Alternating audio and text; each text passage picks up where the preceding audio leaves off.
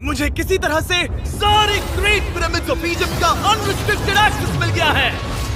ये मेरे आज तक की इस तरह के और वीडियो देखने के लिए चैनल को सब्सक्राइब जरूर करें। ऐसी जगह जहां तो मिस्टर बीस्ट को चैलेंज मिला था इस पिरामिड को एक्सप्लोर करने के लिए, और उनको इस चैलेंज को पूरा करने के लिए मात्र 100 घंटे का समय मिला।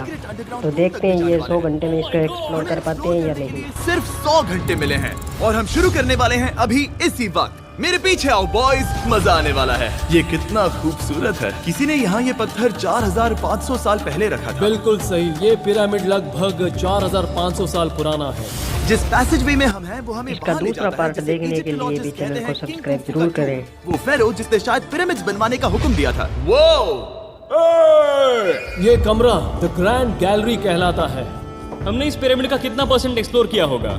शायद हमें इस सवाल का जवाब कभी ना मिले।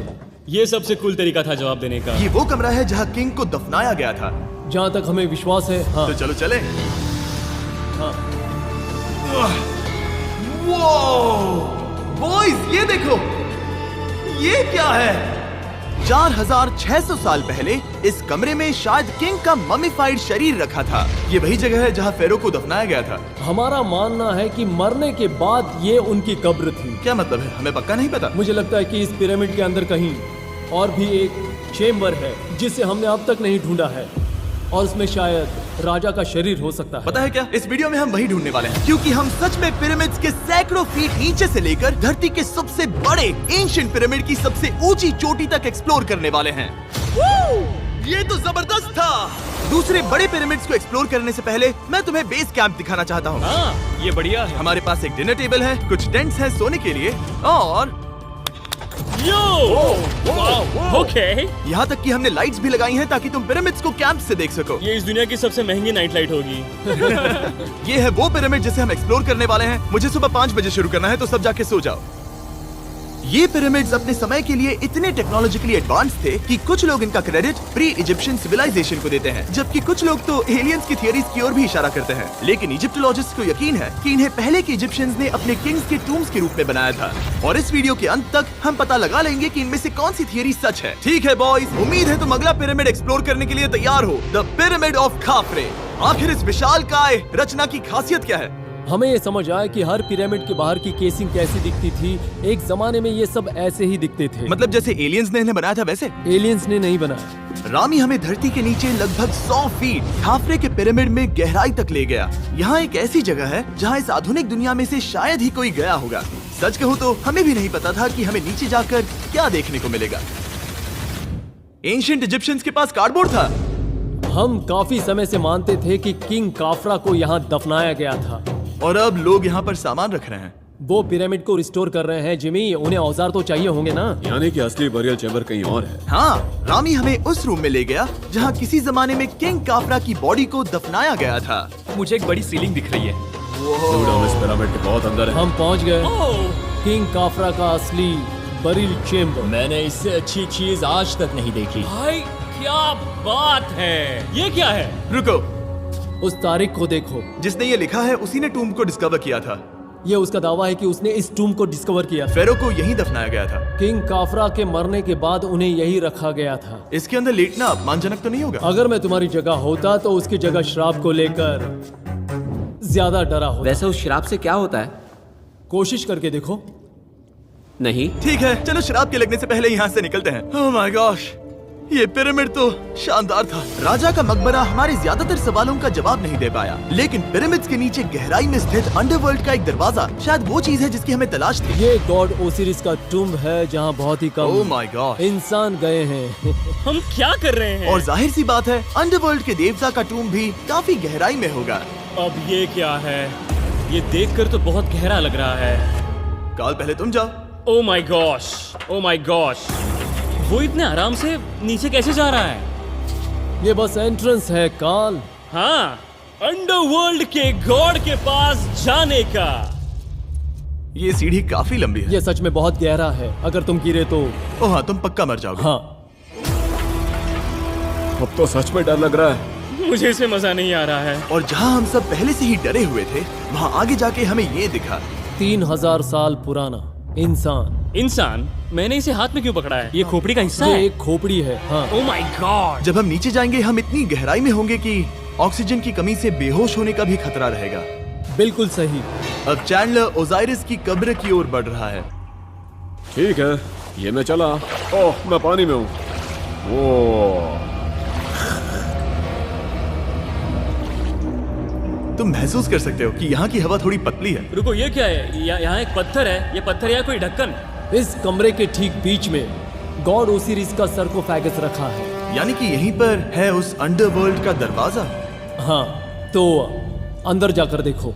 क्या पानी के अंदर? वेल, हाँ। ठीक है, ठीक है, ठीक है, ठीक है, ठीक Come है। on! Oh my God. माना जाता है कि ये सरकोफेगस दरअसल अंडरवर्ल्ड का दरवाजा है और शायद यहाँ पहले कोई भी इंसान नहीं आया। कितना गहरा है? ओह माय गॉड, मैं यहाँ क्यों हूँ? मैं एक यूट्यूबर हूँ। हम यहाँ क्या? जरा ऊपर राइट में उस कोने को देखो, वहाँ एक सुरंग है जो किसी को नहीं पता कहाँ जाती है। काल, वहाँ ऊपर जाओ। क्या मैं सच में वहाँ जा सकता जिमी, हूँ? उसे मत जाने दो। मैं बहुत डर गया हूँ ब्रो। काल, ये सही नहीं है। मैं ऐसी सुरंग में हूँ एंशिएंट इजिप्ट पे जहाँ कभी कोई नहीं गया होगा। कोई इतना पागल नहीं होता। क्या तुम हमें बता सकते हो वहाँ क्या हो रहा है? मैं सुरंग में एक मोड़ पर हूँ और ये छोटी हो रही है। भाई मैं सचमुच में मजाक नहीं कर रहा हूँ, मैं यहाँ सच में फंस चुका हूँ। Oh my. काल, तुम इतिहास बना रहे हो। मेरे पास मुश्किल से 1 इंच की जगह बची है। उसे ऑक्सीजन की सेफ लिमिट से ज्यादा समय हो गया है। क्या हम बाहर निकल सकते हैं? मैं रेडी हूँ। तो इससे पहले कि हम सचमुच मर जाते और खुद अंडरवर्ल्ड को देखते, बाहर निकलने का आसान तरीका नहीं है ना? हम जितनी जल्दी हो सके वहाँ से बाहर निकल गए, क्योंकि मैं इतना तो जीना चाहता हूँ कि गीजा के महान पिरामिड्स के उन गुप्त रास्तों की खोज कर सकूं, जहाँ आज के समय में स्पेस में जाने वाले लोगों से भी कम लोग गए हैं।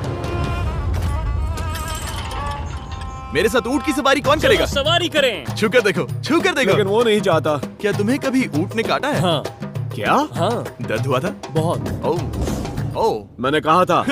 आज भी हम खूब एक्सप्लोर करेंगे। विश्वास नहीं हो रहा। चैंडलर, तुम ठीक हो? ओह, नहीं, खींचो, खींचो। मुझसे नहीं हो रहा। मुझे इस पर से उतारो ब्रो। ब्रो ये कितना अच्छा लग रहा है। शायद ये अब तक का सबसे कूल शॉट है। मैं ऊंट पर सवार हूँ और मेरे पीछे है the great pyramids of Egypt. Bro ये तो पागलपन है। और अब गीजा प्लेटो के डायरेक्टर हमारे साथ तीसरे पिरामिड की खोज के लिए जुड़ रहे हैं, द पिरामिड ऑफ मेनकाउरे। अगर आप नीचे देखेंगे तो आपको अभी भी 4600 साल पुराना ग्रेनाइट दिखेगा। ये इलस्ट्रेशन आपको दिखाएगा कि ये पहले कैसा दिखता होगा। वाओ! लेकिन अब 5000 साल बाद ये कुछ ऐसा दिखता है। ये है मेरा दोस्त नोलन। क्या हम उसे वहाँ झांकने के लिए भेज सकते हैं? हाँ। मुझे ऐसा करने को मिला जो आमतौर पर गैर कानूनी है। नोलन संभल कर। क्या आप नोलन पर चिल्लाना शुरू कर सकते हैं? वो डर जाएगा। किसी भी पिरामिड पर चढ़ने के ज्यादा मौके नहीं मिलते। मैं तो ये मौका नहीं गंवाने वाला। रुक जाओ, तुम नीचे आओ। नीचे नीचे आओ। नीचे? हाँ नीचे। ठीक है। नोलन बहुत हुआ, तुम्हें नीचे आना होगा। चलो। हाँ, मैं नीचे आ नीचे रहा हूँ। आओ अभी। चलो जल्दी आओ। अच्छा रुको, ये मजाक कर रहे हैं। चढ़ते रहो। ये एक मजाक था। ओह माय गॉड, तुमने मुझे डरा दिया था। ओह माय गॉड, मुझे लगा कि मैं आज गिरफ्तार हो जाऊंगा। आगे बढ़िए सर। चलो शुरू करें। वो रुको रुको, कैमरा नीचे करो। यहाँ इतना अंधेरा क्यों है? क्योंकि हमने लाइट बंद की थी। ओह, तो ये बात थी। ठीक है, रास्ता दिखाइए। पिरामिड की इन सीढ़ियों ने हमें जमीन में 100 फीट नीचे उतार दिया, जहाँ एंशिएंट इजिप्शियन इतिहास में पहली बार डेकोरेटिव कार्विंग्स की गई थी। ये क्या है? झूठे दरवाजों का डेकोरेशन। फर्स्ट डायनेस्टी के किसी भी पिरामिड में नक्काशी नहीं थी, सिर्फ इस पिरामिड को छोड़कर। तो इसे 4-5 हजार साल पहले बनाया गया था। 4600 साल पहले। पिरामिड की ओर गहराई में जाते हुए अगली सुरंग हमें एक ऐसी जगह ले गई जिसे कहते हैं मेनकाउरे का एंटी चैम्बर। वो यहाँ पर तो बहुत सारा इतिहास है। उस कमरे में क्या है? मैं तुम्हें बता सकता हूँ, वहाँ कुछ नहीं आप है। वहाँ ऊपर गए हैं? नहीं, तो फिर कैसे पता वहाँ कुछ क्योंकि मैं नहीं? यहाँ से देख सकता हूँ। ओह हाँ। वहाँ देखो, ओह। बस एक सुरंग है और कुछ नहीं। हाँ, मुझे अभी दिखाई दिया। हाँ। सवाल पूछना जरूरी है। द पिरामिड ऑफ मेनकाउरे, जो अपने कॉम्प्लेक्स पैसेजवेज के लिए जाना जाता है, वो हमें ले गया उसके बरियल चेम्बर तक। तो ये है किंग का कमरा और इसकी गुंबदनुमा छत भार को झेलने के लिए बनाई गई थी। उन्होंने 5000 साल पहले ये सब कैसे जाना? अगर तुम पिरामिड बना सकते हो तो कुछ भी बना सकते हो। हाँ, कुछ भी कर सकते हो। कुछ भी कर सकते हो। बाहर आते वक्त मेरे मन में एक सवाल आया, इस पिरामिड के बाहर 3 और छोटे पिरामिड्स क्यों बने हैं? ये 3 छोटे पिरामिड्स क्या हैं? मेनकाउरी ने अपनी 3 पत्नियों के लिए ये छोटे पिरामिड्स बनवाए थे। तो मेनकाउरी की 3 बीवियां थीं और ये उनकी कब्रें हैं। हाँ। नोलन, इधर आओ। नोलन, गॉड, उसकी 3 बीवियां हो सकती है, तो तुम एक तो ढूंढ ही सकते हो। हाँ, मेरी कोशिश पूरी है। मुझे एक मम्मी मिली है, वो पैसों की मांग नहीं करेगी, वो हमेशा तुम्हारी सुनेगी, ज्यादा बात नहीं करेगी। ये तुम्हारे लिए सही आइडिया तो है। मुझे एक मम्मी दे रहे हो? हाँ, तुम्हारा प्यार ढूंढने के लिए हम क्या क्या नहीं करते। अशरफ के साथ हमारा सफर खत्म होने वाला था, लेकिन पहले मैं उनसे एक बात क्लियर करवाना चाहता था। क्या एलियंस ने पिरामिड्स नहीं बनाए? एलियंस कम ऑन, मेरा दिल मत तोड़ो। तो हमारे पास